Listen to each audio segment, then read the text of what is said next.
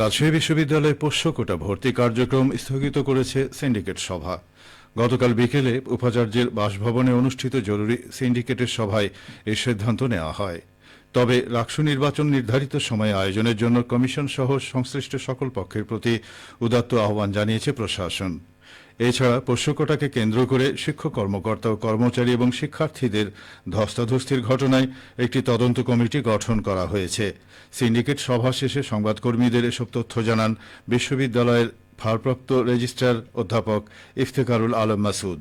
তিনি বলেন, পোষ্য কোটাকে কেন্দ্র করে শিক্ষক কর্মকর্তা ও কর্মচারী এবং শিক্ষার্থীদের এ ঘটনায় একটি 5 সদস্য বিশিষ্ট অভ্যন্তরীণ তদন্ত কমিটি এবং একটি বিচার বিভাগীয় তদন্ত কমিটি গঠনের সুপারিশ করা হয়েছে। এদিকে পোষ্য কোটা নিয়ে আন্দোলনে কর্মসূচিতে শিক্ষার্থীদের দ্বারা শিক্ষক লাঞ্ছনার অভিযোগে কমপ্লিট শাটডাউন কর্মসূচির ঘোষণা দিয়েছেন শিক্ষক কর্মকর্তা ও কর্মচারীরা। লাঞ্ছিতের ঘটনায় জড়িতদের শাস্তির আওতায় না নিয়ে আসা পর্যন্ত তারা এই কর্মসূচি চালিয়ে যাওয়ার ঘোষণা দিয়েছেন। তবে রাকসুর সকল কার্যক্রম এই কর্মসূচির আওতামুক্ত থাকবে বলে জানিয়েছেন তারা। আমরা গতকালকে যে ঘোষণাটি দিয়েছি যে এটা স্থগিত করা হয়েছে, সেই বিষয়টি আমরা সিন্ডিকেটকে রিপোর্ট করেছি এবং সিন্ডিকেট আমাদের এই সিদ্ধান্তের প্রতি সমর্থন জ্ঞাপন করেছে।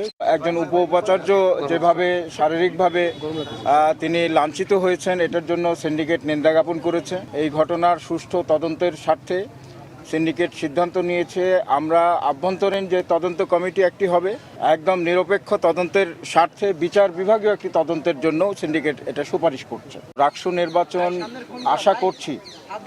আমরা আশা করছি যথাসময়ে হবে।